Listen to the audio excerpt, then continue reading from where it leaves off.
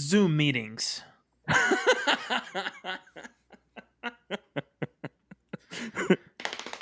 Day drinking. Yeah, there we go. Another one that hits home. Times are good, my friends, and I am thirsty.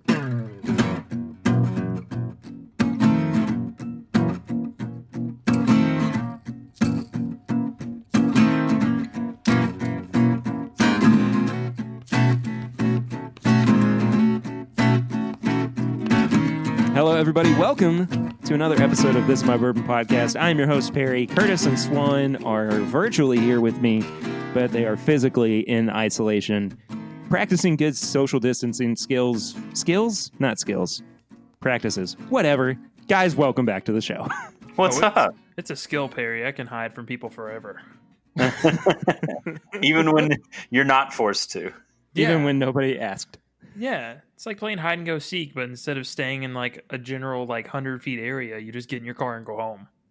It wasn't until, Andy Bashir gave you a reason to actually do it that you felt like it was appropriate to do it. But you still did it anyway. Yeah, been doing this since birth. I'm so good at it. Yeah, healthy at home, man. You're a real Milford man. The Arrested Development. Anyway, sorry. Hey, hope everybody is doing okay in isolation, in quarantining. Of course, as always, we hope that everybody is staying as healthy as possible. And, if you or someone you know has been affected by the coronavirus, COVID-19, our thoughts, of course, go out to all of y'all. And it sucks to have to deal with some of these things. But you know what? It's for the greater good. And we can get through this, and we can get through this together. So, a great man once said that. He's the governor of our state. Oh, man, the Andy Bashir memes. So funny to watch. Yeah. I think we owe Andy Bashir a drink when all of this is over. I think he needs to come on the podcast, and we just shower him with gifts. Yes. That man just needs a vacation. He does. He deserves one, let me tell you. Yeah. Yeah, he started out in suit jacket to no suit jacket, unbuttoned shirt to polo. Eventually, he's just going to show up on the screen naked, and we're going to be like, I get it. Yeah, I understand, man. We understand, buddy. He hasn't slept in probably months. Poor guy.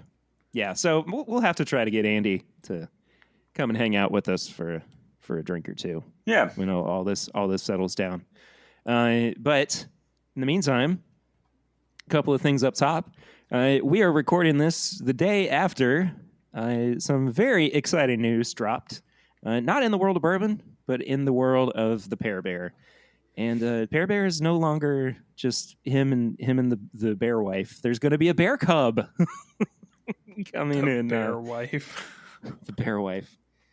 I'm very tired too. I was spent the entirety of yesterday conversing with people and telling them about everything that's been going on, and I'm very excited, but I'm pretty tired today. So I can only imagine what it's going to be like in 6 months. For sure. Man, but we're super excited. That means that the bourbon room is unfortunately going to be no more here in a few months.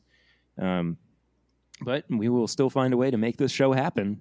And yeah, either way, super excited. Can't wait for it. But we're going to drink some bourbon in the meantime.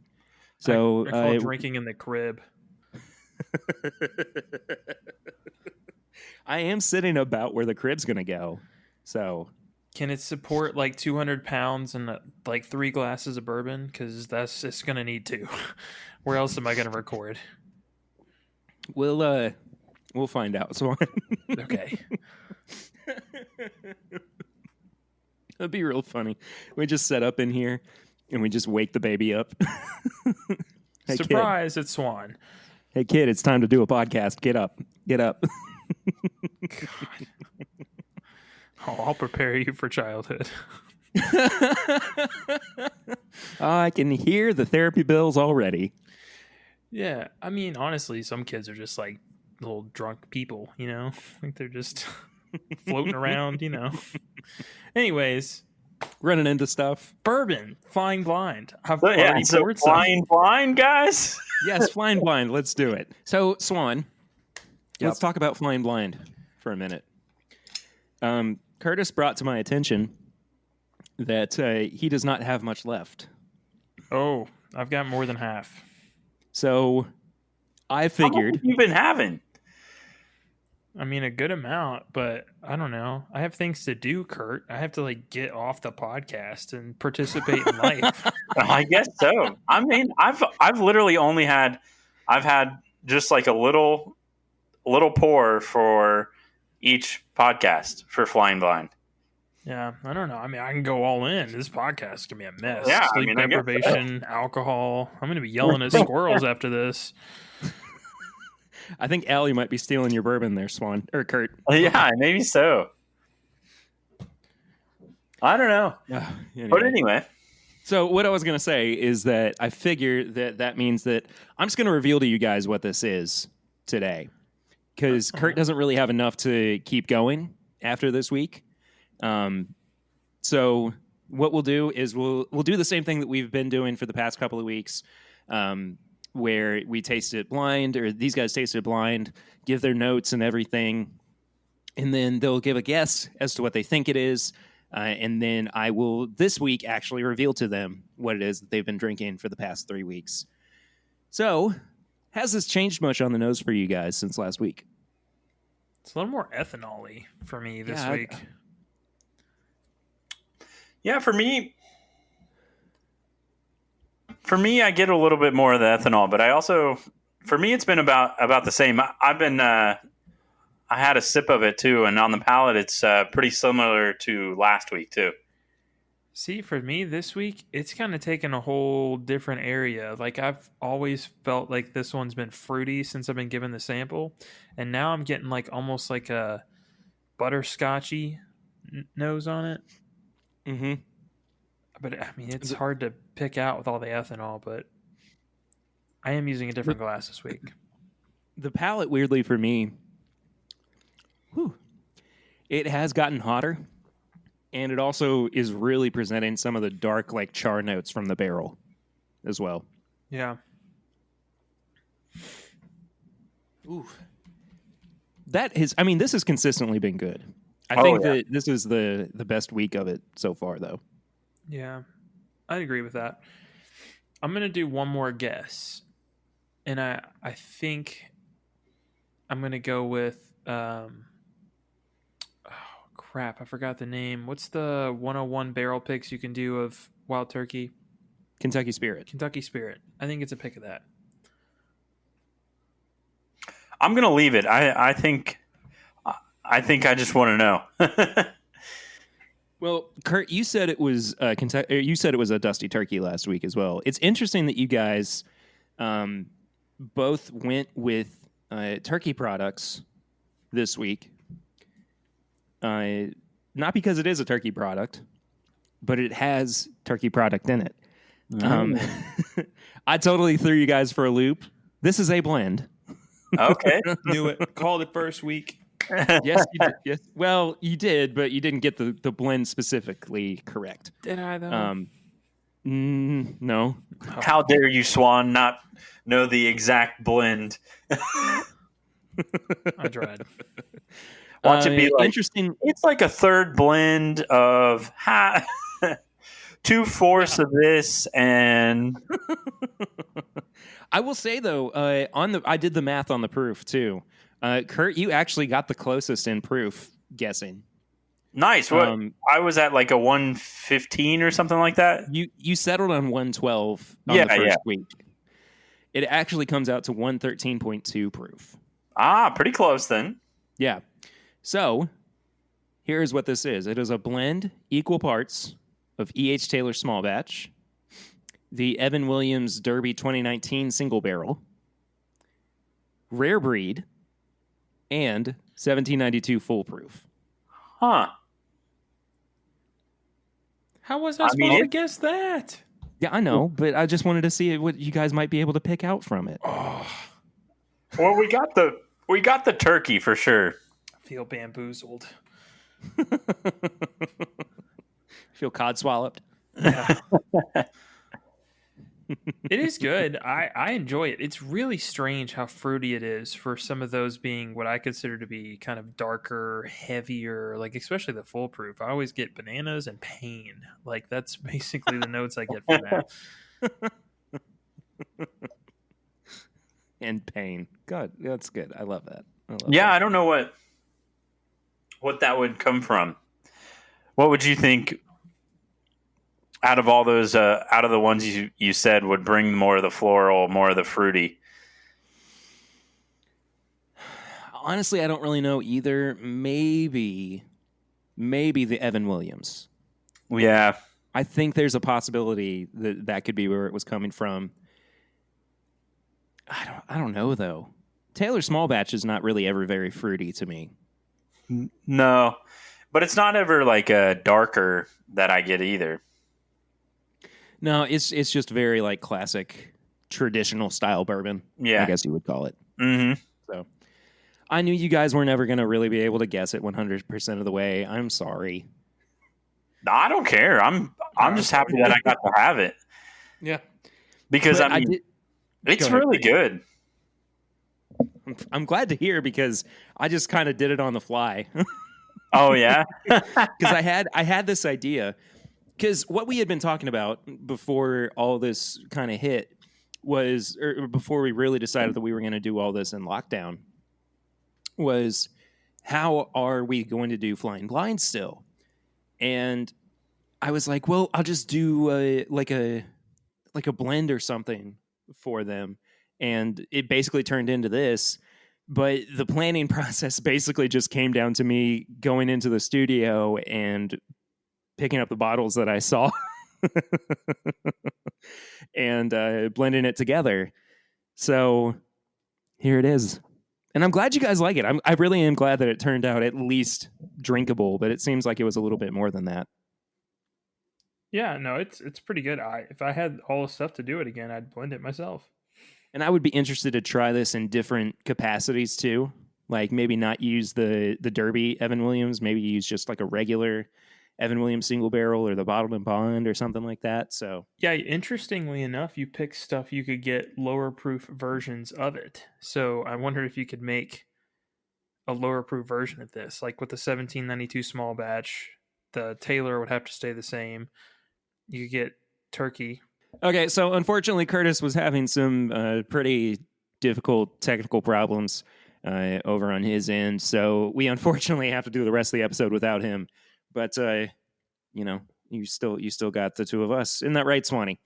That's right. Sweet. Well, Swan, what have you been drinking recently in quarantine? Recently, I've been having more of a Knob Creek pick, more early times, and surprisingly, a decent amount of Larceny. Really? Yeah, no, I've been enjoying Larceny quite a bit. I've got a pick and then a regular bottle as well, and they're both good. I do enjoy the pick better. Who doesn't enjoy? And that's a good pick? Is that the Why So Delicious pick? Oh yeah, yes. Good stuff. So I've been drinking a whole myriad of different things. We celebrated yesterday, of course, with some special bottles. The Turkey 13 year. I pulled out my Michter's 10 year that you got for me. Oh yeah, that one's good.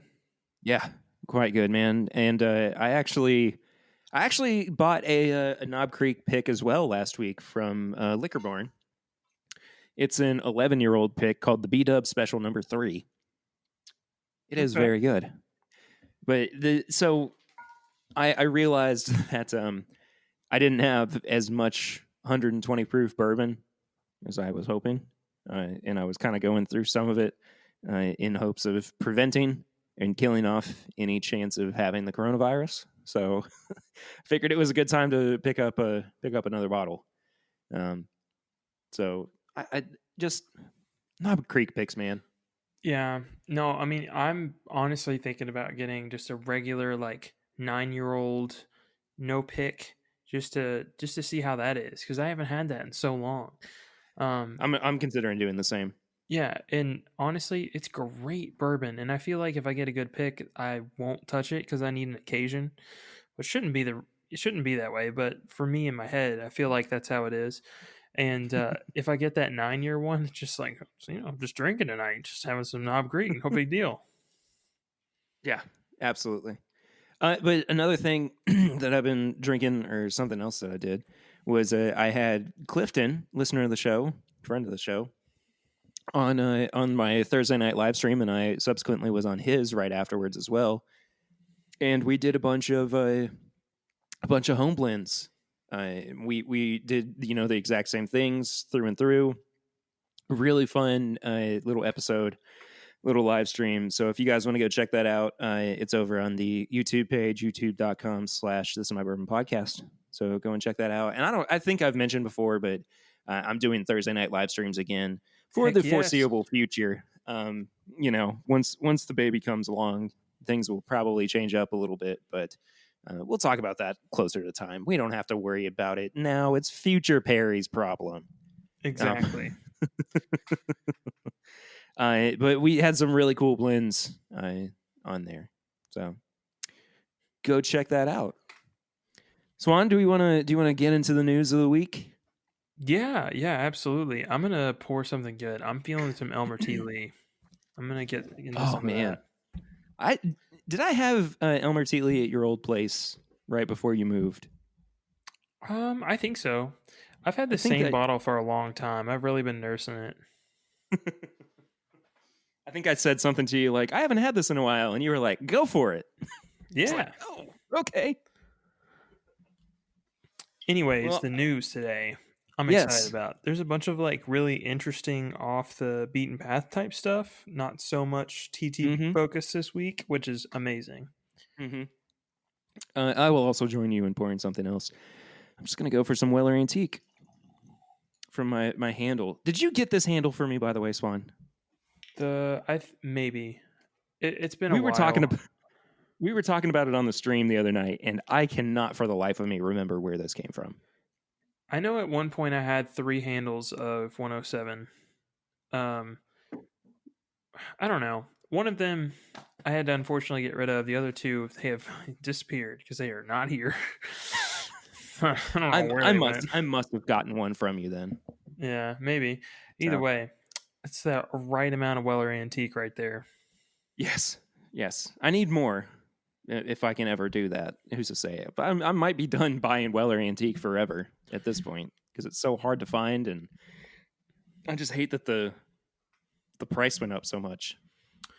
Yeah, no, it's difficult. And even when you do find it, you want it to match all the rest of your screw tops that you have, and it's got that giant gold cork, and you're like, this isn't what I remember. I want the screw cap. Yeah, unfortunately. And it's so strange that Antique got the cork before Weller 12 did. Yeah, that is weird because it's definitely like, as far as premium goes, I would think the 12 is probably the best out of the lineup as far as premium, but nope. No. Not according to Buffalo Trace. They are the deciding factor, I guess. They are. So, well, let's talk about this first bit of news. This is really interesting. Garrison Brothers is offering up a bottle to those who donate to the Good Bourbon for Good Cause partnership with Team Rubicon. They're working to help out with areas that have been heavily affected by COVID-19. So I might have said this. They're releasing 2,000 bottles to these people who donate to this cause. And you have to, this is crazy. It's for people who contribute $1,000 or more. That's nuts. That's a lot for a Texas bourbon. And I mean, not to say that Texas bourbon is bad, but shoot, man, it's 8 years old. Yeah, no, $1,000 bottle of bourbon needs to be a little more, I don't know, not Texas, not 8 years old. But I mean, it's going to a good cause, so it's hard to get mad. And the packaging is wild. It's gorgeous. Yeah, I think it's really pretty. It's called the Laguna Madre.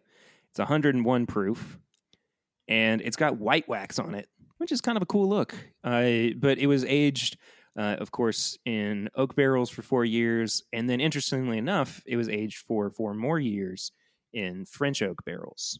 It says it gives it distinct flavors of vanilla, sweet candy, cacao, and thick white chocolate that an experienced bourbon drinker won't ever forget. So there's more to it, by the way. And this is also coming from a Forbes.com article.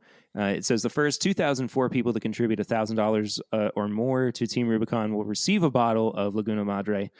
Donating $100 will give you the opportunity to have anything from the distillery's gift shop, and a donation of $500 or more gets you a reserved bottle of Boot Flask and 1 bottle of Honeydew. I'm assuming those are both releases from from Garrison Bros. I'm gonna guess, yeah. But this is interesting. I think that I'm kind of 2 minds about this. The first off is great.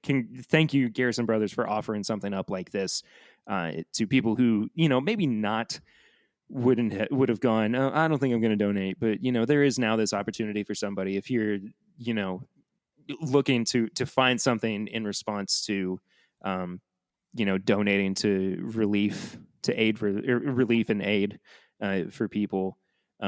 This is a good opportunity to do that. But this is a lot of money for a bottle. Yeah, it is. And I mean, I'm glad that they're doing something. It's a steep price, man. Yeah, absolutely. Absolutely it is. I want to know what Honeydew and Boot Flask are. I mean, let's take a quick look at the old Googles there. Honeydew. Okay, so from the Garrison Brothers website, it says our newest handcrafted experimental features Burleson's Texas wildflower honey. So it's bourbon infused with local honey, and it's 80 proof. Interesting. Is that the highest proof bourbon, honey bourbon that we've ever seen? No, the Bell Mead. But that's finished in honey barrels, right? That is true. Yeah, that one's up there, and then after that, it dips down to like 70. And the Boot Flask is basically just a 375 of their small batch bourbon. It's 94 proof. I think that's about it. It's about nothing it. Terribly special. That's fair. I don't know. I need to find out if they've got something approachable in price for Garrison Brothers, because a lot of their stuff is pretty pricey, and the proof never gets super wild unless you pay a good amount. Because like even this one that they're doing for 1,000, it's 101 proof. So do you think that we'll start seeing, maybe not more distilleries, but we'll start seeing more people offering up an opportunity like this for those who donate to COVID relief? Yeah, I think so. I think honestly, we've got a few things that people will start donating for, because I've seen more charitable causes attached to bourbon pop up in the last like 4 months than I think I've ever had. I mean, we've got all those people making hand sanitizer right now and shifting away from, the tour lifestyle and constantly having people boasting about their brand to just handing out hand sanitizer. Like Heaven Hill the other day actually came to a lot of the Kroger employees in the Louisville area and handed out hand sanitizer for free. Oh, wow. That's incredible. Yeah, great. And that's just like the kind of outreach that, it's just wild to see, because these are brands that don't just appeal to Kentucky and the people around them, but like nationwide. And for them to care about what's going on in their backyard and making that shift, it's phenomenal. Mm-hmm. Yeah, for sure. For sure. And I think that's just kind of, the trend that we're going to see for a while is, distilleries helping out communities in the best way that they can. And, I'm all for it. Good on them. Mm-hmm. I want to talk to you about this too. This is kind of a side topic, but I think it's something that begs to be at least addressed right now. Not only are distilleries not producing their normal products right now, but we are kind of at a point where there's a chance that we won't see these yearly releases come out when they're supposed to. I mean, and I'm talking like Booker's, Elijah Craig Barrel Proof, even all the way maybe down to, the antique collection come the fall, or any of these, yearly limited releases that we get. And the reason that I kind of feel this way is because, and I'll use a very specific example, even though there are some caveats with it. Booker's 30th changed just like a couple months before it actually went to customers, right? Yeah. It went from a And 16 year to a blend, right? Right. Well, it was still a blend, but it had a 16-year in it, didn't it? And they took it out. Am I wrong on that? I thought it went from like a full 16 year to like a 9 mixed with a 16. But Maybe either way, that's what it was. Yeah, but my point with that is that these distilleries aren't necessarily starting out January 1st and picking out each of the blends that are going to be coming out, each of the releases that are going to be coming out for the entire year. So, I mean, they could have been waiting until, this month to have done the B519 of Elijah Craig Barrel Proof and Larceny Barrel Proof. Jim Beam could have been waiting until 2 months before the next Booker's came out to finalize the blend. I mean, there's so much that goes into it that kind of leads me to believe that we're not going to see distilleries putting out their yearly releases on time this year. What do you think about that? Am I off, or what do you think? I think some of them are going to have time to get that like November date probably settled in and release their product. But the ones that are honestly scaring me more is people who haven't talked about products that they're releasing in quite a while. So look at like Elijah Craig Rye. Or when are they supposed to be expanding distribution? I've not heard anything. Look at Wild Turkey Rare Breed Rye. I've not heard anything this year, and this was supposed to come out early this year. It's all been pushed. I mean, I've not heard anything more about their Master's Keep Bottled and Bond, the 17-year they're putting out. There's just all these releases that last year they said, hey, these are, coming your way, or they hit TTB, and then this year it's just nothing. It's very strange.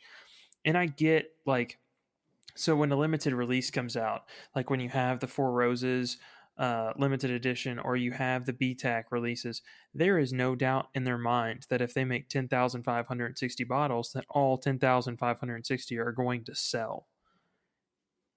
I mean, that's never really a big question for them, because they know that's going to sell. And with, a new release like Rare Breed Rye, they might be waiting until the market's, going again before they decide, okay, well, we'll dump this into the distributor's, lap now. Yeah. Yeah. And I'm not saying that we're going to see, a shortage of like Jim Beam white label. I mean, that's still going to exist. We're still going to see the standard offerings, I imagine. But it was something that hit me the other day where I was like, oh, we might not get B519 for a while. Yeah. And I got sad for a second, but anyway. Because now it's that was both B519s.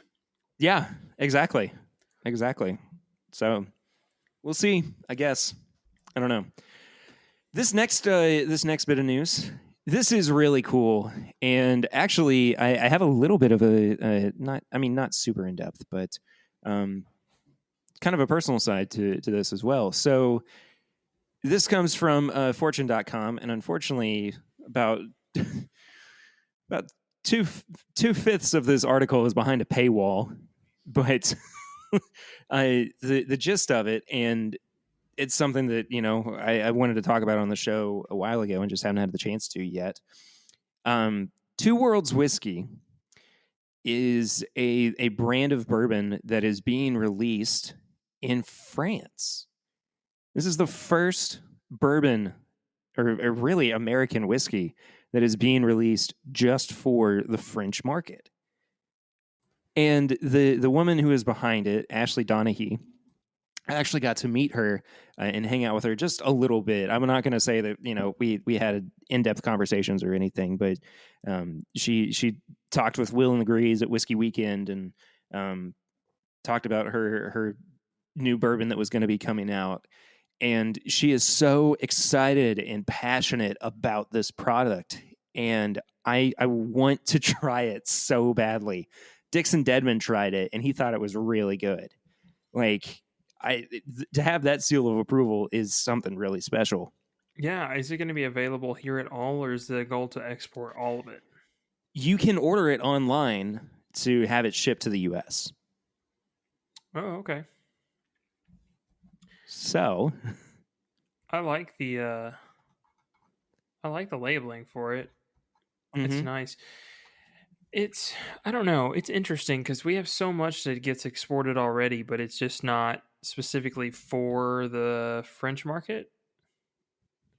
Mm-hmm. Like they've got the one that I was the most jealous of recently, and I know you saw it too, was that father and son collaboration, the 13-year that was in the rare breed bottle from Wild Turkey. Right. That one. Yeah. We just don't get it here. No. I don't know. No. And then there's like there's a Master's Keep that you can't even get in the U.S. You can only get it in Australia. The Wild Turkey 1894. Yeah, I do think it's interesting that, and it's just strange to me. Typically, whiskey that we know without the E is like 90 proof. Most of it doesn't get super cast strength. And they're putting out this one, and it looks like it's 54.7. So that's a 109.4 proof? Yeah. So it's up that's there. Pretty awesome. So I don't know. That could be potentially kind of a harsh introduction, but I have to imagine they're already drinking bourbon, or there wouldn't be a market for them to make this. It's just not, any bourbon that's specifically targeted towards them. Right. Right.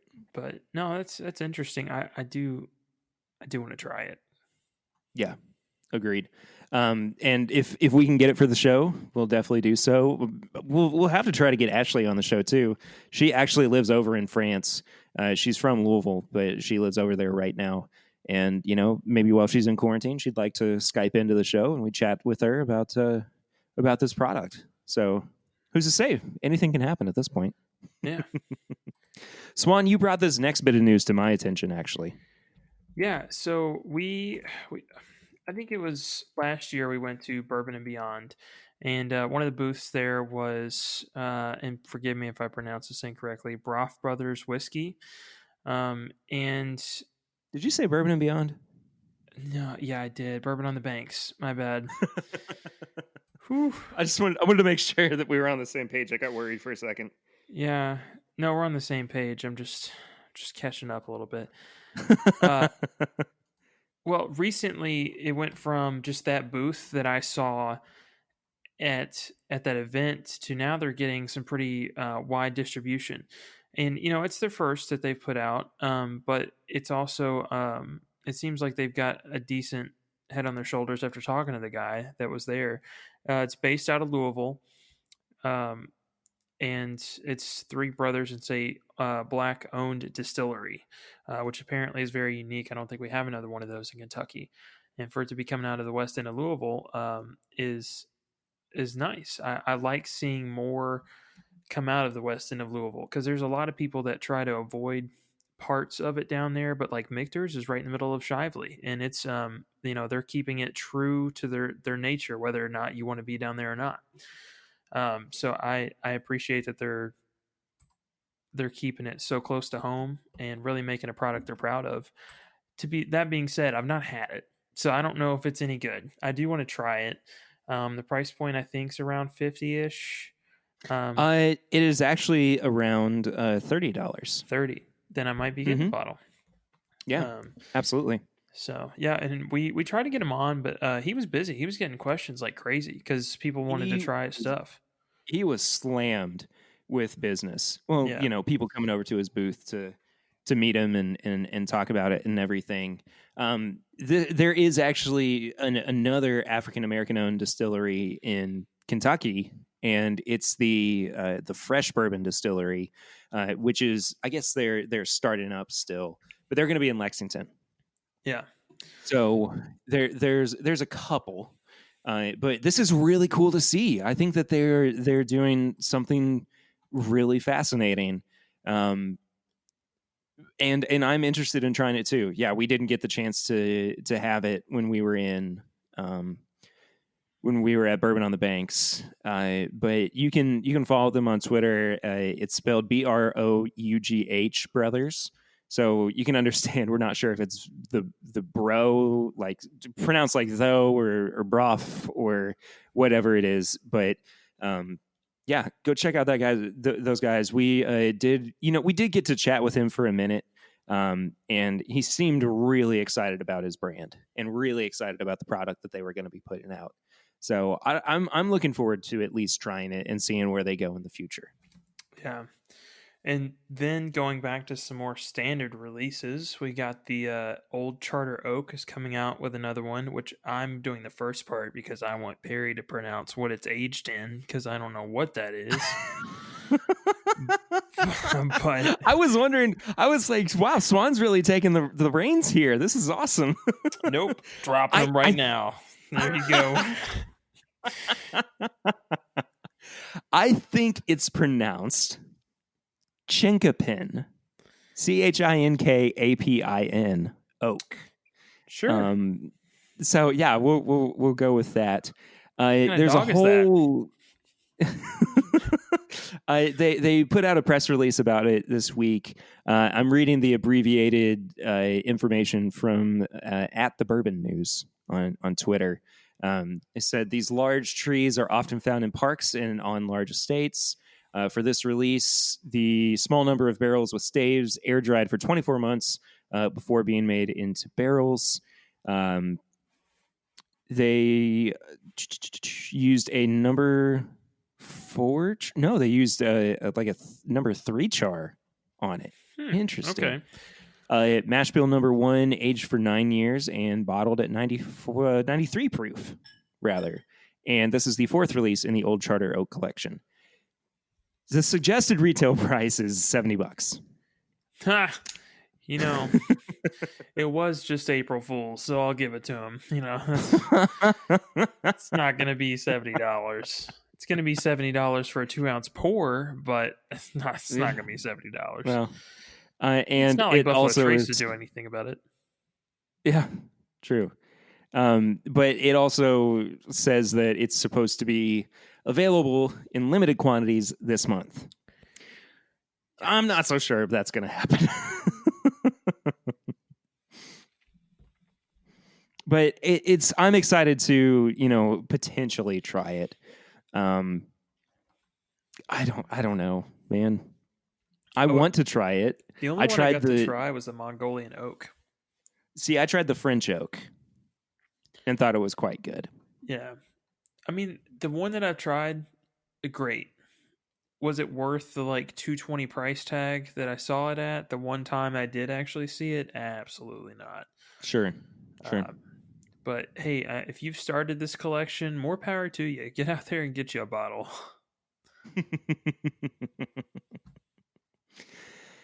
So, this is something we don't normally talk about on the show, but I think that it needs to be talked about because the TTB is shaking up a little bit some of the ways that they are defining whiskey, or at least defining American bourbon, and it's a lot.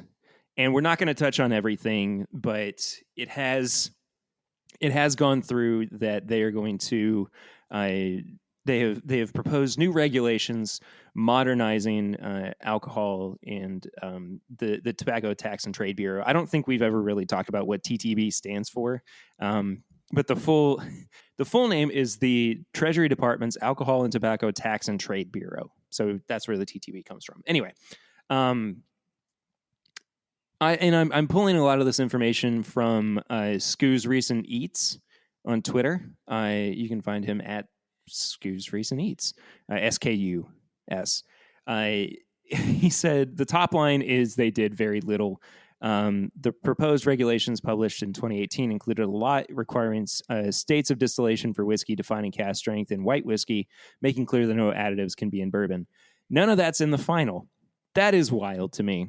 I don't understand why we have this kind of nationally, internationally understood definition of what bourbon is, but the TTB hasn't actually gone through and legally defined it on their end.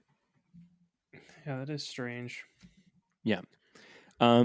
They did reject a number of proposals that were controversial, including that, quote, oak barrel be defined as a 50-gallon barrel and that secondary barrels can't be counted in age statements. So we were talking earlier about that Garrison Brothers release that was age stated at 8 years, but it spent 4 of those years in a French oak barrel. So if they had passed that, it would have only been able to have been called a 4-year-old bourbon. Skew also says, and unfortunately, they made the issue of straight whiskey more vague. Under current regulations, straight whiskey must be labeled as such. Under the new regulations, it's optional to list a whiskey as straight, even if it qualifies. Yeah. That is mind-boggling to me. Well, I mean, just to show you how broken this system is that they need to fix, I just sent you a link here.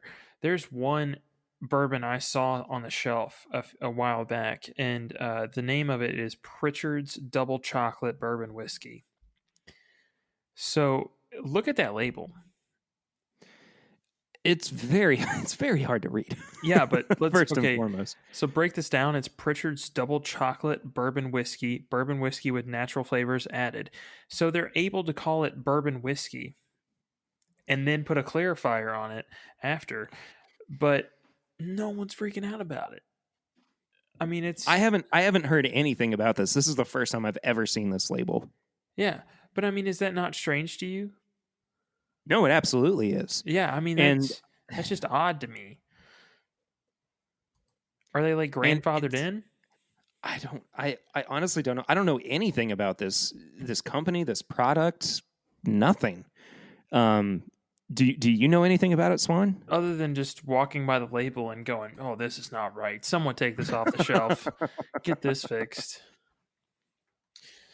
And we've also got another release that's actually out from the TTB this week that we can tear into here in a few minutes. That's got more issues. Yeah. We will talk about that in just a minute. But I think honestly, it's kind of a shame that the TTB, which people have really relied on, just for clarification in the past. That it was just very much the opposite of progress. It's very strange. It's very, very strange. Yeah. But it does seem like there were other spirits that were given a little bit more clarification.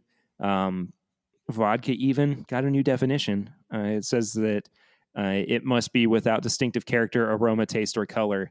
Now it's just a neutral spirit that may include sugar or citric acid and can't be aged in wood. So, hooray for vodka, I guess. But proud of them. Weird day for bourbon in that regard. Speaking of bourbon and whiskey in general, there are some TTB labels that did make it through this week. The first one is not necessarily a new product, but it is a new release, I guess, or a new way of releasing this one. And interestingly enough, it's the Maker's Mark 101, which previously was only available in duty-free shops at airports, and then subsequently was also available at the distillery.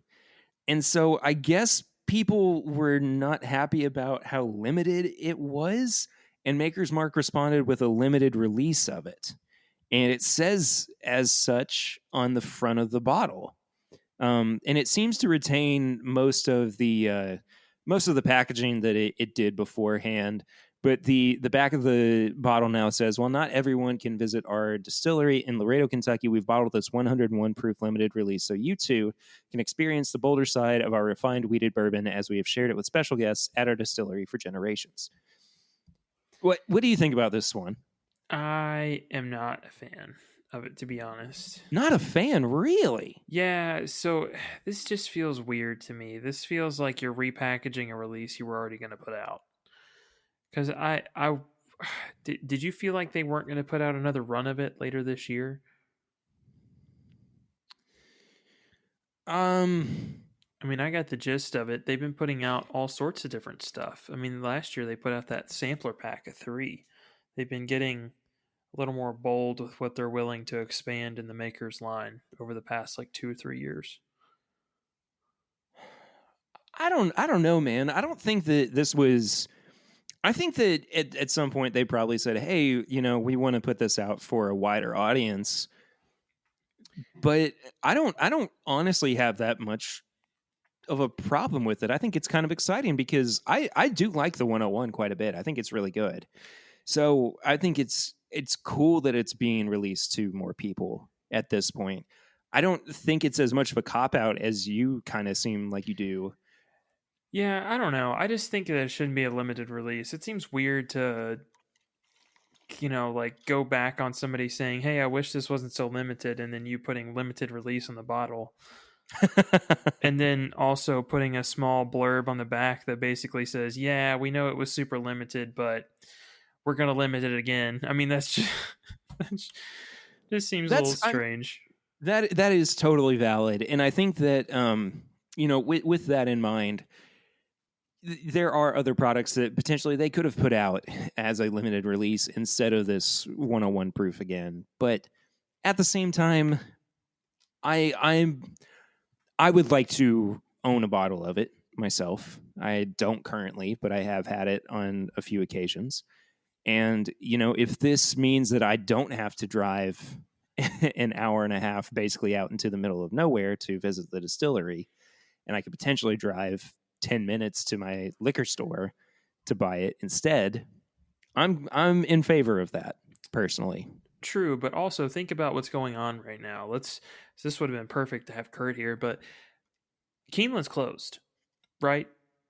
Who's buying all of the Keeneland product that they would have been selling through like crazy right now these past 2 weeks? Why couldn't they have done like a specialty, like this is our Keeneland blend release and pushed it out to stores like this or something like that, because all of their clients that they do those limited releases specifically for them, those can get pushed out to stores. We've seen it because Keeneland's done the Keeneland Mercantile push out before.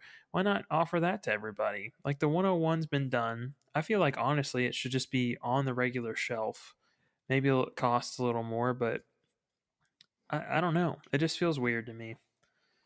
Yeah. I feel like it would have been a great opportunity to use up some products that would have gone to some of your bigger, relationships you have in business. Sure.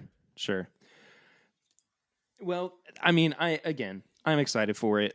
I know that, Makers is going to have another limited release at some point this year. Yeah. But it's I don't know. I'd like to hear what other people think. Send us a tweet at MyBourbonPod or send us an email, thismybourbonshop@gmail.com. Let us know what you think about this. I'm interested to hear what some of the public are thinking about it. This next one is what is going to be one of the forthcoming Single Cask Nation releases, which if you don't know anything about them, you can look them up.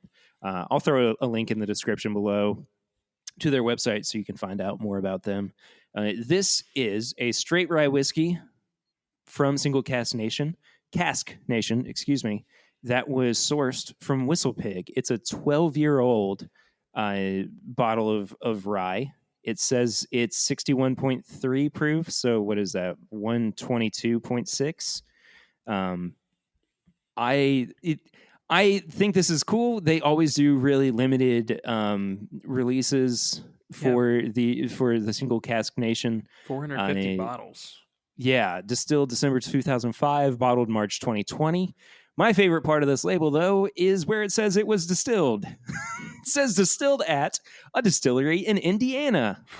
Swan, I wonder what distillery that could be. Probably Buffalo Trace. No, I'm just kidding. I mean, at this point, just put from MGP. You know, it's perfectly fine because Whistle Pig takes it out there and makes very, very special product with the stuff they receive. Yeah. There should be no shame in that. No. And Whistle Pig is well regarded, and I think that honestly MGP is at this point too. I don't think that MGP is shunned as much as people would like to assume that it is. I think that they put out good product.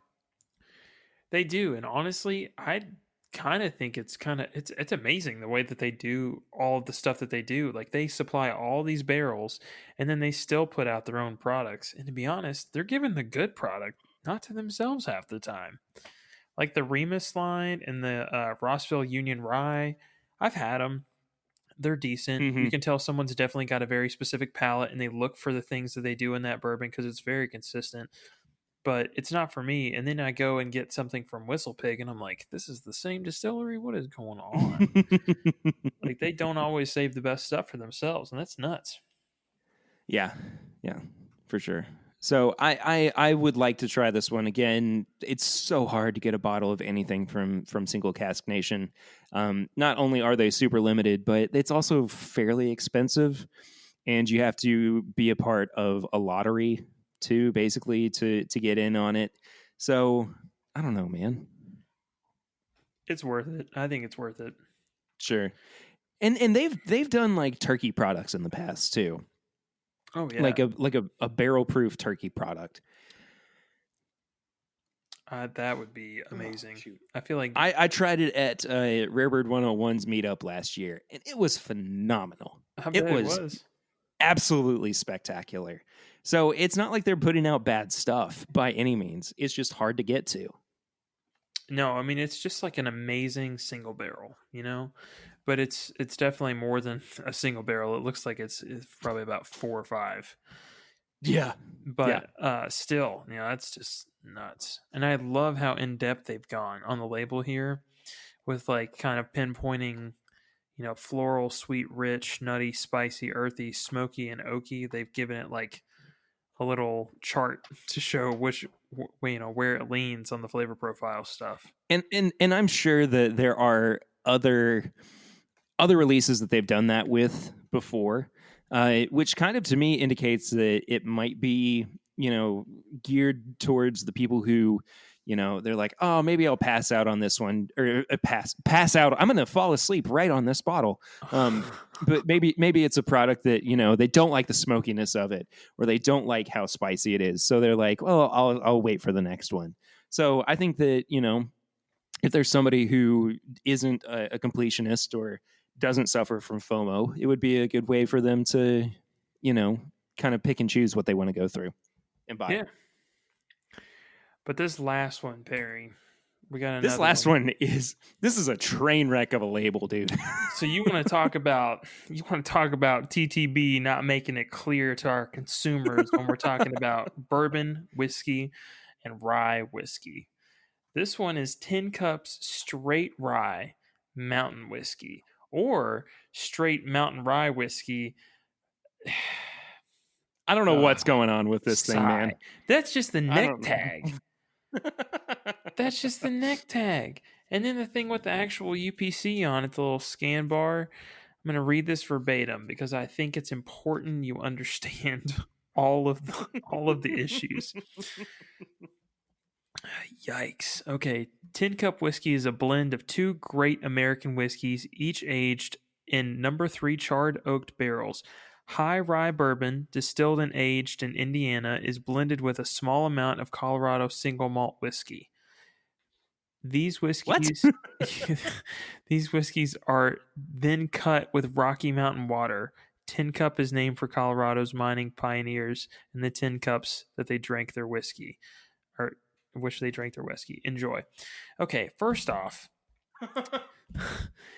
It's hard for me to hear straight rye whiskey and then you talk about a single malt. That's just This was a odd. horrible oversight. I think somebody just really screwed the pooch on this one, to be honest. Yeah, so you have high rye bourbon, which is not a rye, and then you have then then you have oh man, I just can't believe this made it through. Single malt whiskey, and you've blended the two. So at no point are you raising the rye content on this, and then you slap a you slap a straight rye Straight rye whiskey whiskey. on there. Well, honestly, I think that somebody must have gotten confused. I don't think it was Tin Cup. I think it must have been the TTB. My favorite part because is I'm not done. I just found something else. Yeah, I think you're probably talking about what I was about to talk about, so go for it. Yeah, the alcohol by volume up at the top is 45% on the neck tag, and then on the back of the label it's 42%. Did someone sit on their keyboard? What is going on right now? They told a 4-year-old to do math. Yeah. And this whole cut with Rocky Mountain water thing, great. Proud of you. Like, is there bits of gold in it? Is it Goldschlager, the bourbon whiskey? Honestly, like this is more just bringing it up because nothing's perfect in this world at this point, and it's really kind of funny to me that this actually got through to the website. But I do like this kind of roll of the dice approach to this product. Like, we don't know what we're gonna get. Maybe Perry, we'll actually get a rye. Maybe we'll get a grain neutral spirit. it gets better. Are you ready for this? Go for it. So look at section 8 of the TTB. Name and address of applicant as shown on plant registry, basic permit, brewer's notice, all that. Look at where it's coming from. Look where it's submitted from. Lawrenceburg, Indiana. What are you shipping Rocky Mountain water all the way across the United States just to bottle this stuff? It's another MGP. Amazing. That's amazing. Oh, thanks for pulling that nugget out there, Swan. Yeah. It's just this is just bad. This is bad. Gosh. And I've had Tin Cup, the original.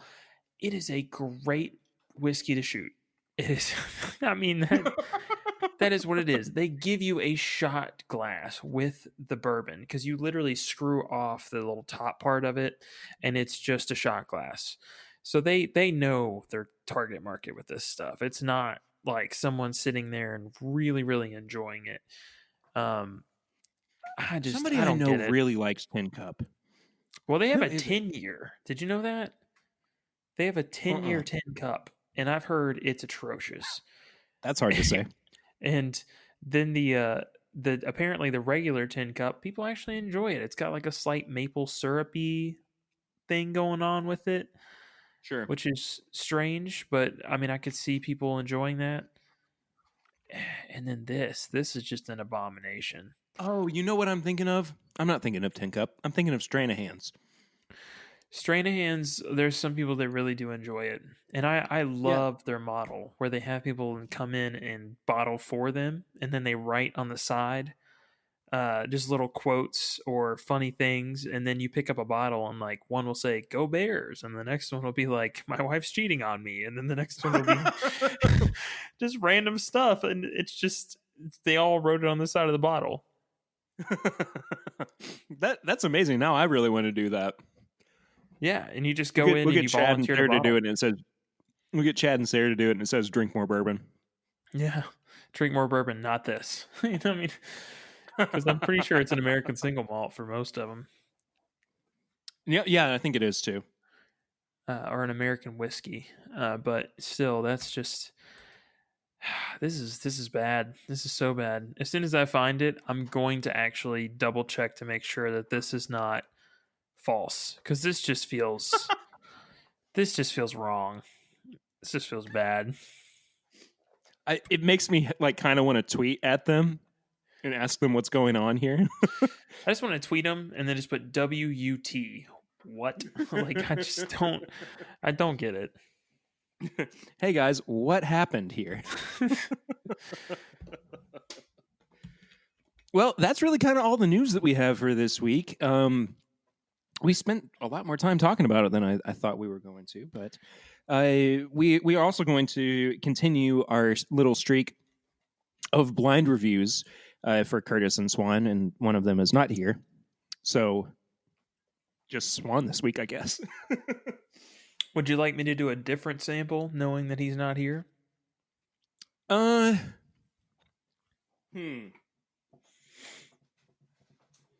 we can stick with this one. All right, we're doing E this week. We are indeed. Let me get my bottle out. Let me just rinse out my Glencairn here with some more whiskey, and then Is that how that works, Swan? it does when no one's looking at me and I'm in my house by myself. Is there no regulation in your house for cleanliness? There's no regulation of the TTB. We just went over this. Did you see that? Oh, this bottle's getting low for me. I might finish it up tonight. Ooh. Oh my goodness. Yes? This is just like, okay, I know exactly what this is reminding me of. Have you had the popcorn that they drizzle the chocolate over top of it? Yes. That right there. Because it's not It's like super like movie, butter popcorn. No. But there's a very distinct coffee note in there too, I would say. Yeah. It's like creme brulee almost. Oh, yes. Oh, yes.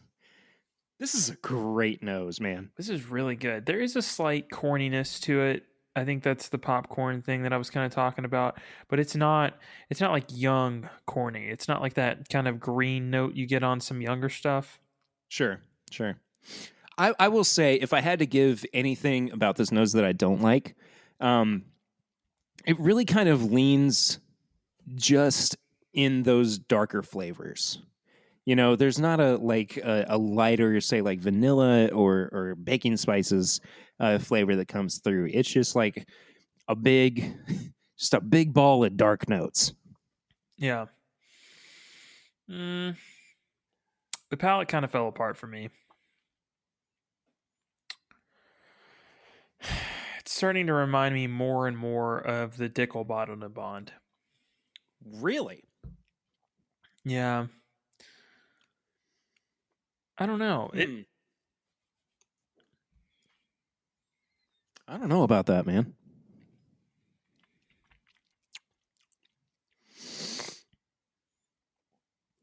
I'm going to have to respectfully disagree. I think fine. that, and I can confirm this is not that. We didn't double up on reviewing that. I think that it's like, I think it's savory, but with like a heavy caramel note to it. See, I'm getting it's just kind of young. I don't know. Like on the palate, it's feeling a little more young as opposed to the nose. I don't Have you dislike sipped any it, water though. recently, Swan? Yeah, I just did. Okay. Wanted to make sure that your palate was fresh enough to try this.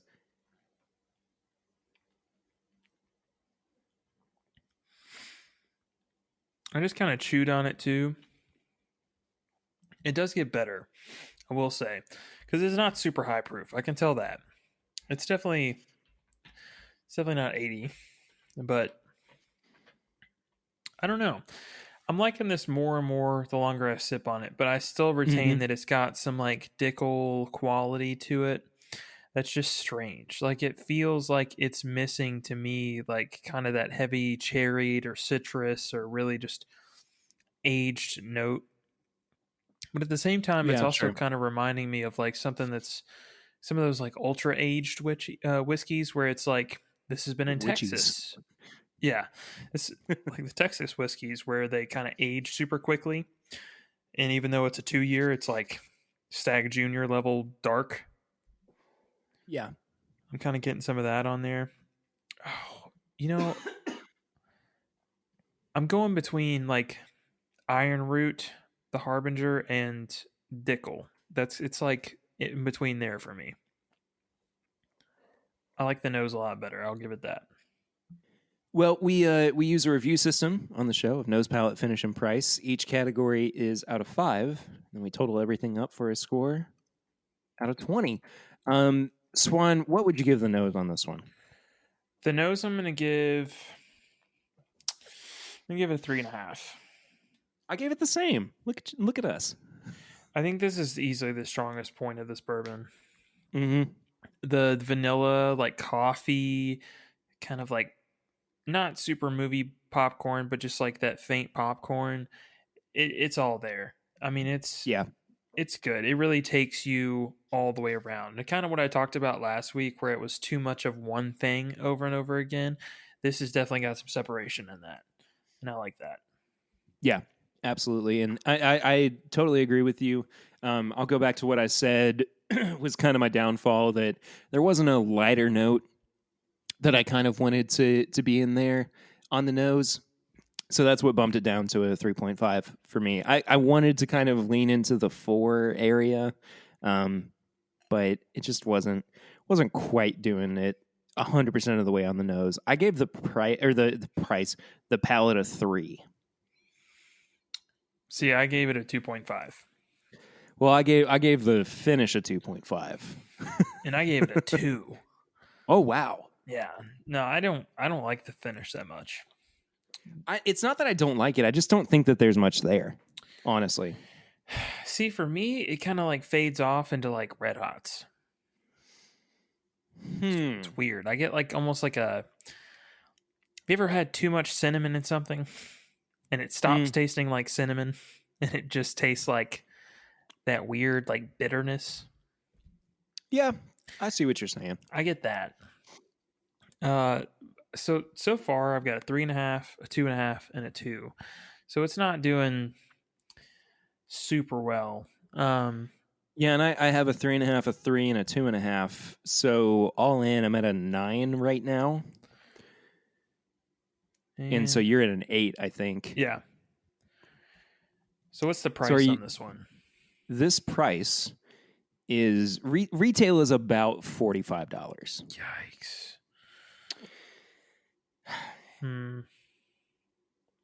Are you ready to find out what this is? Yeah, hit me with it. This is Woodford double oaked. Okay. So you kind of it's interesting because it was like you had all of the pieces that kind of made up what it was essentially. You were talking about like the heavier oak that you would get in like a Texas whiskey. Mm-hmm. You know, from like, because this is a double oak bourbon, of course it's going to have more prominent oak flavors to it. And then you also said Dickel,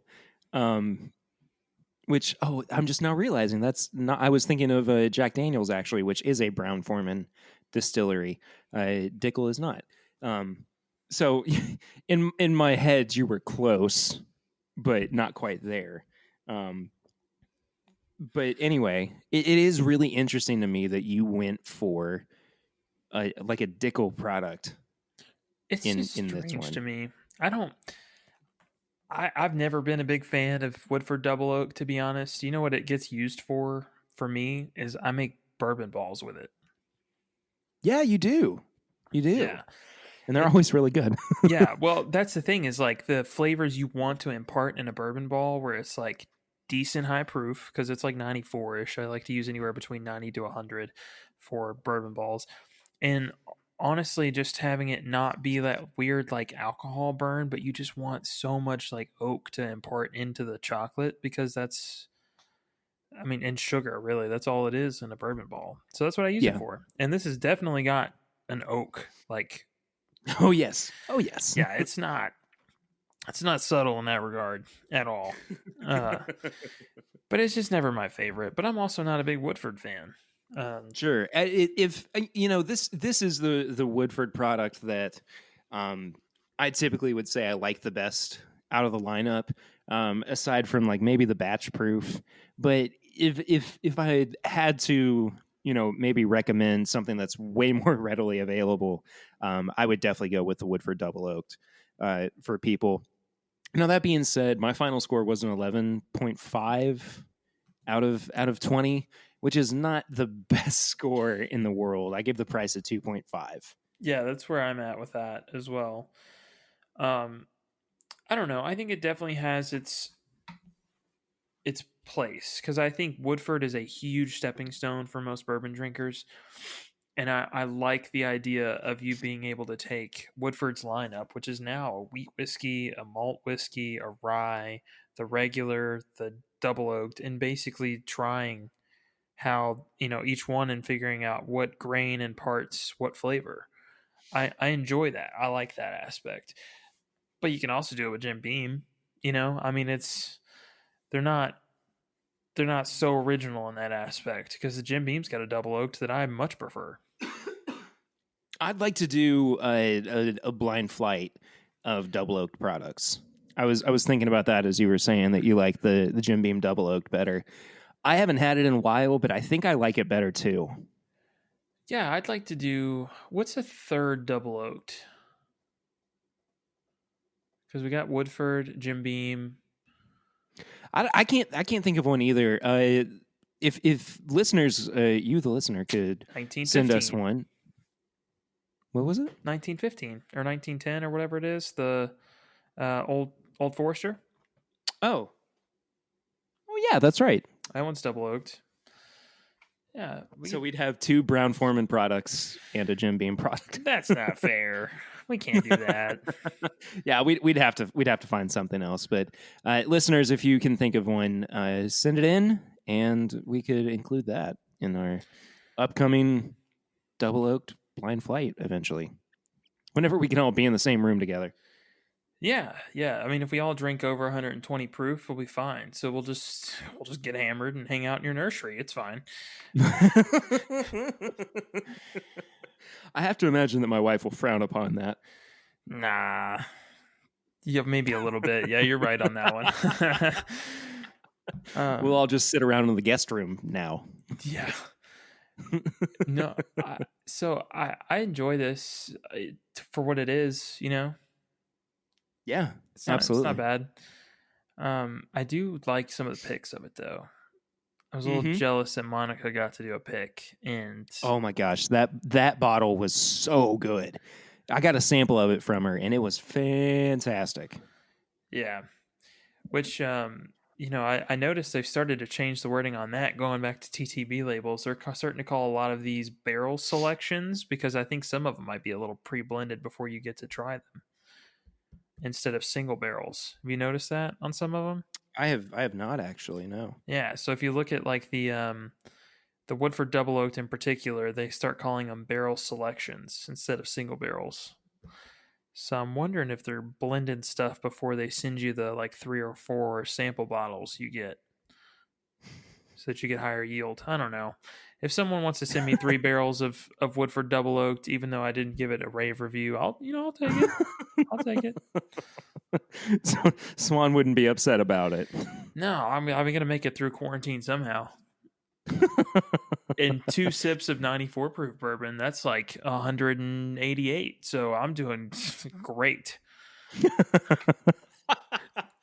Yeah, that's how it works, bud. We're gonna leave you with that thing. Yeah. All right. Well, that was our review for this week. We are reviving not an old segment, but one that we haven't had in a few weeks. It's Barrel Rings. You can leave us a voicemail at 859-428-8253, and we will respond to it on air.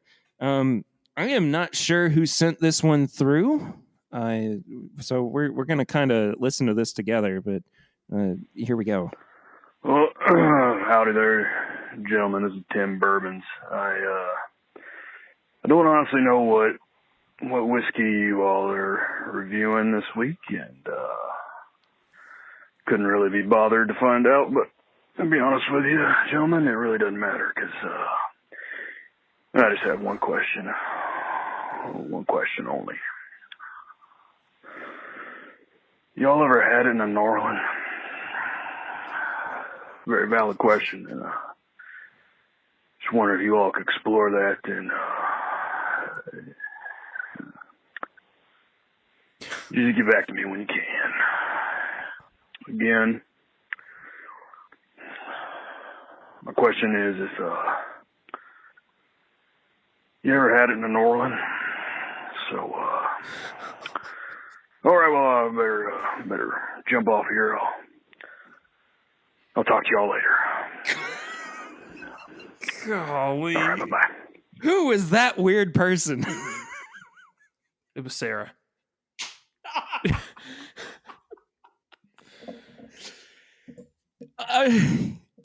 So to be quite honest with you, Tim Bourbons, I have not had this in a Norland before. Swan, have you?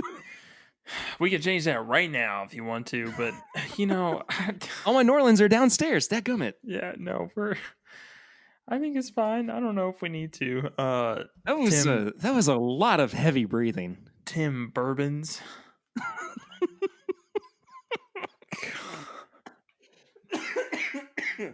Jeez. That's perfect. We have fun here. This is my bourbon podcast. Oh, goodness. Well, thank you for calling in to Barrel Rings Tim Bourbons. If you also would like to send in a voicemail for next week's episode, one more time, that is 859-428-8253. And we'll respond to it on air. Swan, we got some questions for this week as well. We sure do. The last one's going to get you there. I don't know if you've seen that one yet. I just saw it. Yeah. Should we get that one out of the way first? Yeah, let's just go ahead and get that one out of the way. Wow. Joseph Brazo with the tough questions. Perry, would you rather have a boy or a girl? In quotations, there's no wrong answer. Honestly, I don't care. I just want a healthy baby. I don't know, man. There's stuff to get into that I won't talk about on air. But I would love that. I would love a little baby girl, but I also love a little baby boy. Like, dang it, man. The thought of both just excites me so much. So here's something I'll talk about for a second, though. You ever heard somebody say, I just want one of each? No. I have, and I hate it because it sounds like they're just completing a collection. So like, that's my generation, and they're like Pokemon syndrome. You got to catch them all, you know? So don't say you want one of each. Say you want a boy and a girl. that just it grates on my nerves so badly. Anyway, whatever. I would be happy with whatever comes into this world in early October. Exactly. So that's not only the safe answer, but the one that I am sticking with. That's probably a good one. Anyway, yeah. All right. We're gonna go back to the top here. Eric Smith, if you could pick any celebrity, cartoon, TV show, movie, character, athlete, or whoever, not whiskey related, to have a pour with, who would it be?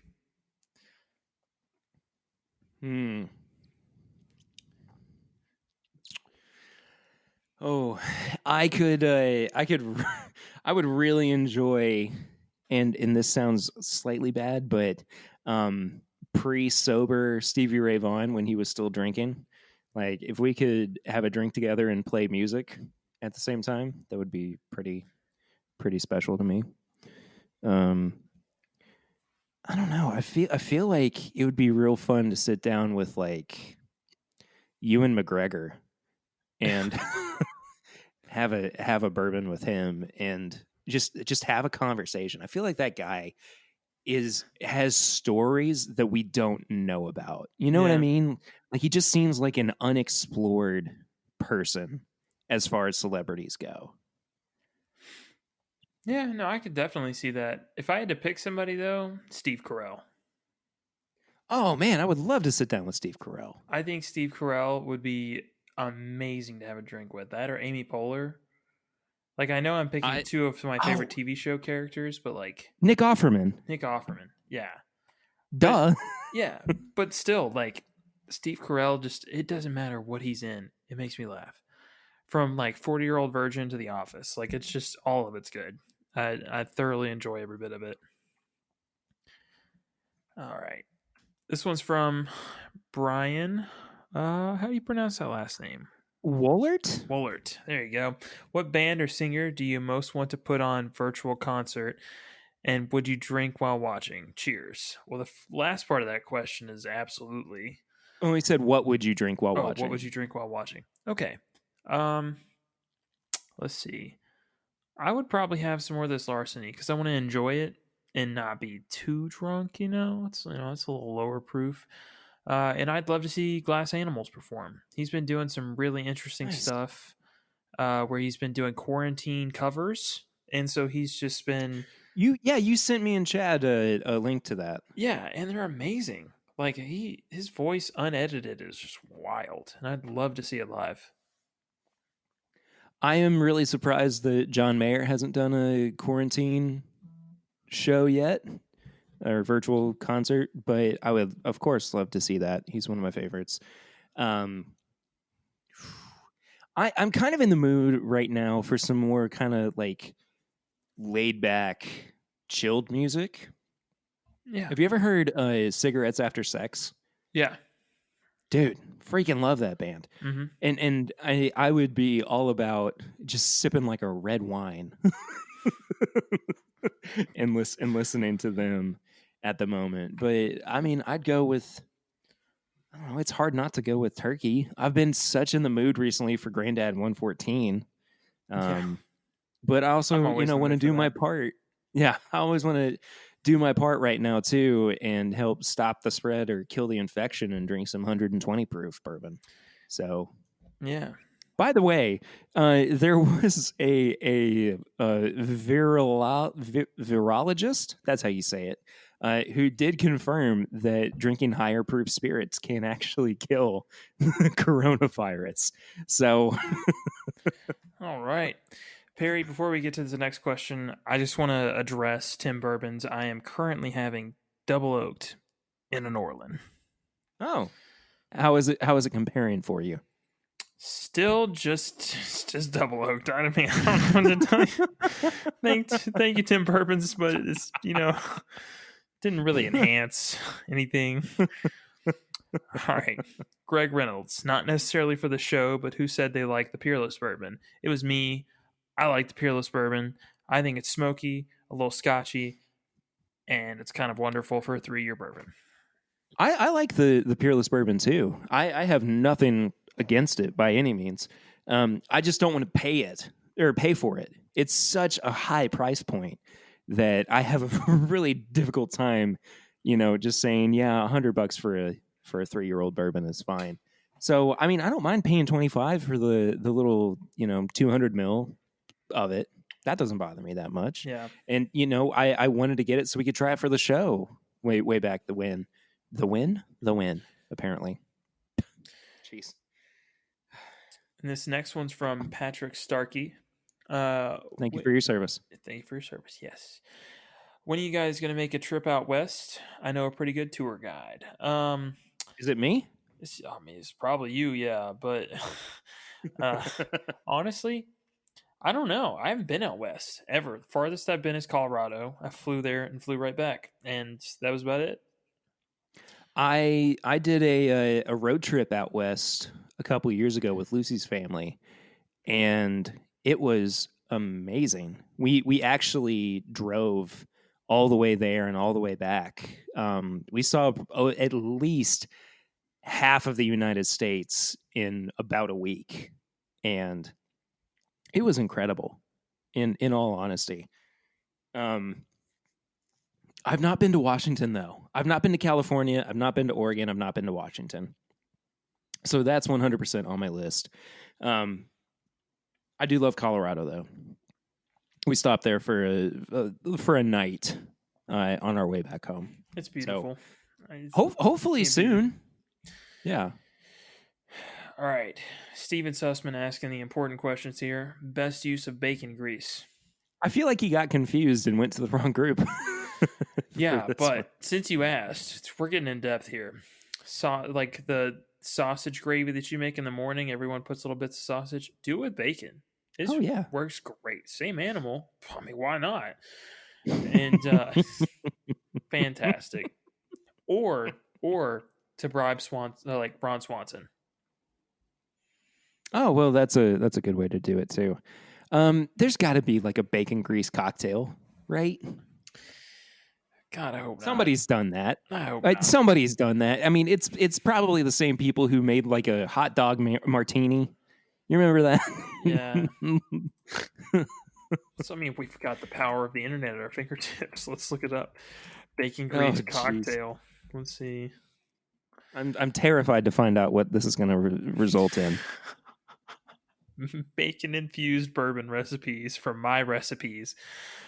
1 750 milliliter bottle of bourbon and 1/4 cup of warm bacon grease. You know what? Holy moly! So a whole bottle of bourbon. Perry, that's a good breakfast right there. You want to talk about brunch? Everyone's sipping on their mimosas, and you're chugging a fifth of bacon grease and bourbon. That's a good quarantine drink there. For that is hilarious. God. Don't do that. Don't do that, people. Don't drink straight bacon grease. I'm not saying that I want people to do it, but if someone does do it, can you post a picture of you trying it and a Glenn Karen in the group? Oh my goodness. I will say though, speaking of odd things and Glencairns, my family's church did virtual communion today, and my dad drank wine out of a Glencairn. So it made me happy. What a pro. Yeah, indeed. All right. Next question. Todd Cooper. What distillery that you haven't been to would you like to visit for an interview after the craziness dies down? One distillery from Kentucky and one from outside. Well, I'd really like to do something with MGP in the future. Yeah, that'd be nice. Or High West. High West would be awesome. I wouldn't mind High West. I'm trying to think of outside of Kentucky distilleries. I think MGP is probably a good one. I would really like to visit Dad's Hat. Mm-hmm.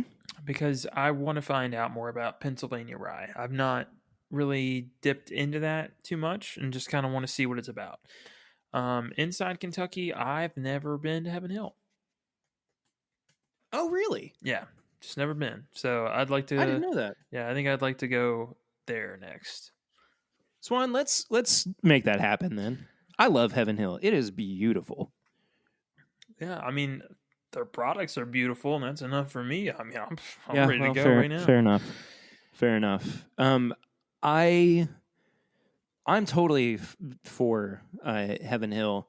We've done some stuff with them in the past, but not enough to, I think, warrant saying like, we've milked it dry or whatever. No, there's always something new from Heaven Hill. Distillery in Kentucky. I mean, we haven't spent enough time with like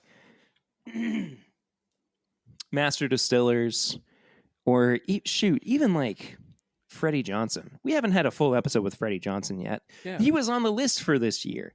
I mean, I wish I could tell you guys how many things we had planned for this year before it all got, it all hit the fan. I mean, we have had to, postpone / cancel our meetup and live show, and it's just stuff that everybody's dealing with. But there were just so many plans that we had for this year, and I heard somebody say, this is the first time that we've all really gone through something like this.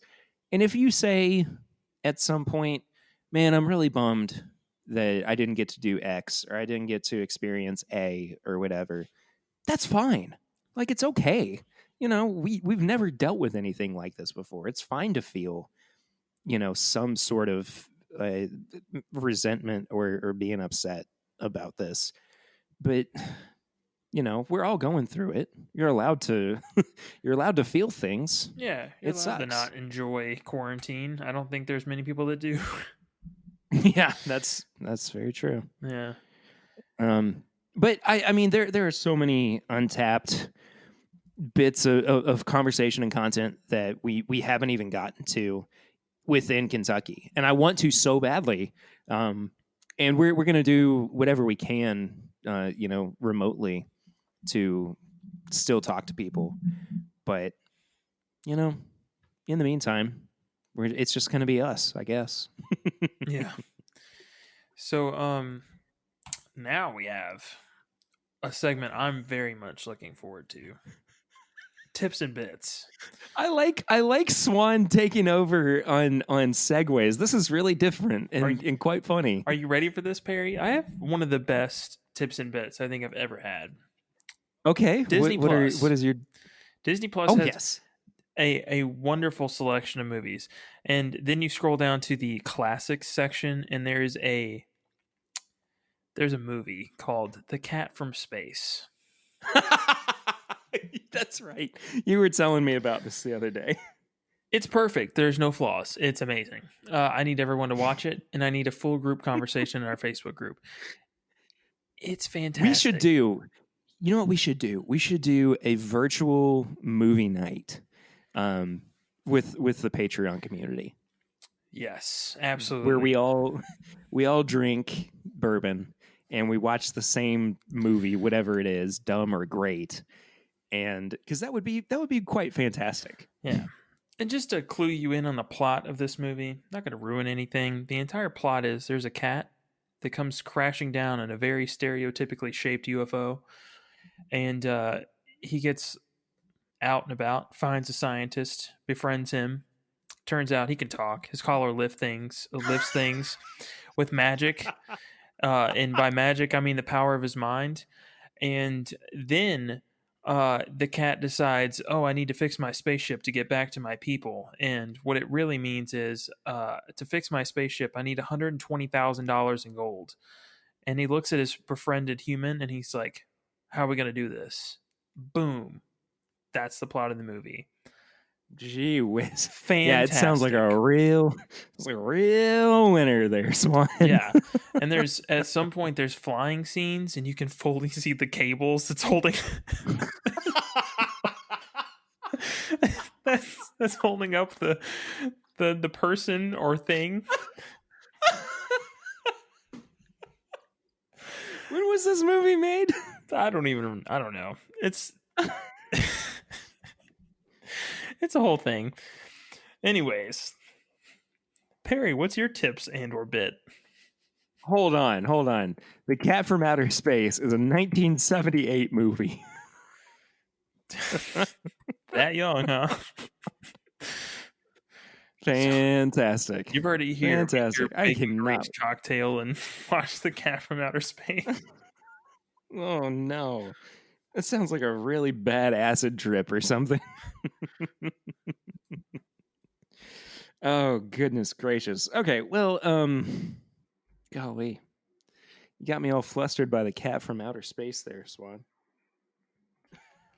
Good. So I will recommend this because, honestly, it's a little self-indulgent and something I kind of forgot to mention up at the top.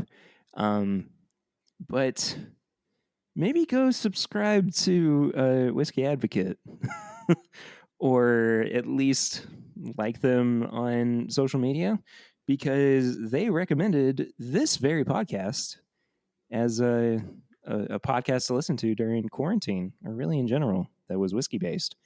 And holy crap, that was a huge surprise and something I was not prepared for mentally to see. But really cool. Thank you guys over at Whiskey Advocate for including us in that list. Yeah, I love the Whiskey Advocate because honestly, there's not many magazines I'd go out of my way to get ever. But that one's in my Between house. that and Bourbon Plus. Yeah. That one and Bourbon Plus in my house for sure. And I'm going to let you know something. I read them even when I'm not on the toilet. It's that impressive. So they're doing big things over there. What is happening? I have lost total control of you this episode. I mean, it's a bourbon podcast. What'd you expect? I'll also recommend something that, I had a lot of fun with on, like I was saying, that live stream that Clifton and I did.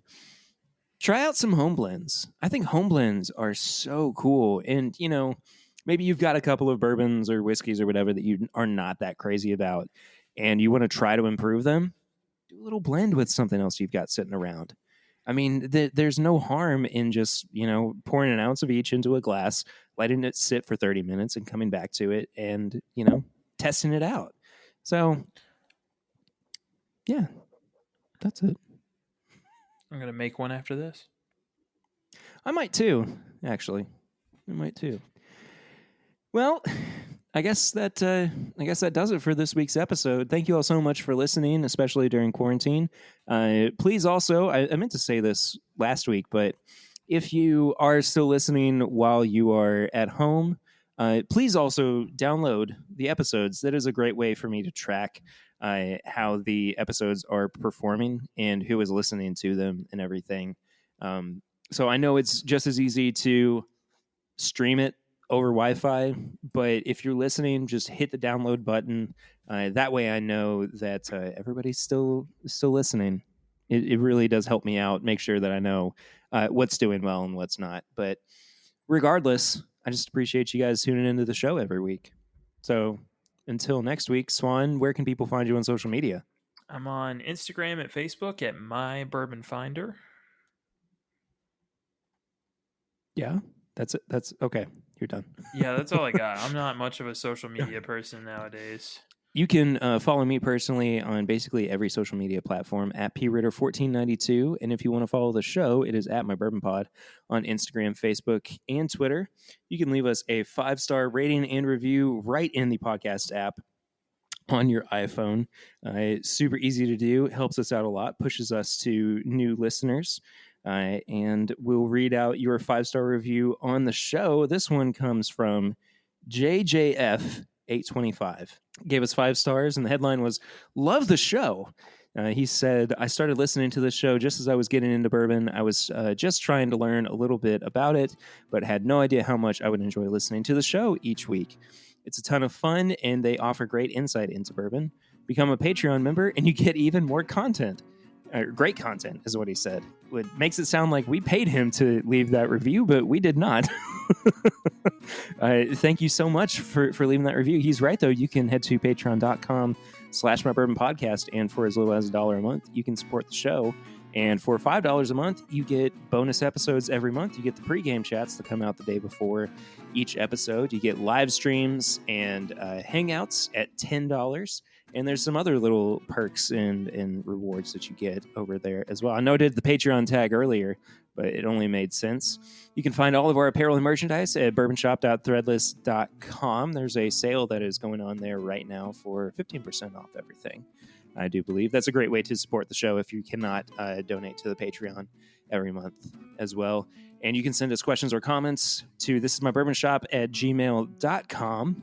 And then last but not least, you can leave us a voicemail for our Barrel Ring segment, much like Tim Bourbons did earlier on in the episode. What a fine moment that was for all of us. At 859-428-8253. And we'll be happy to listen to your question or comment for us on air. We will respond accordingly. Thank you all so much for listening. That does it for another week of This Is My Bourbon podcast. Swan, I'll see you next time, buddy. See you, Perry. All right, but until then, I'm Perry. And I'm Swan. And this is My Bourbon podcast. Bye, y'all.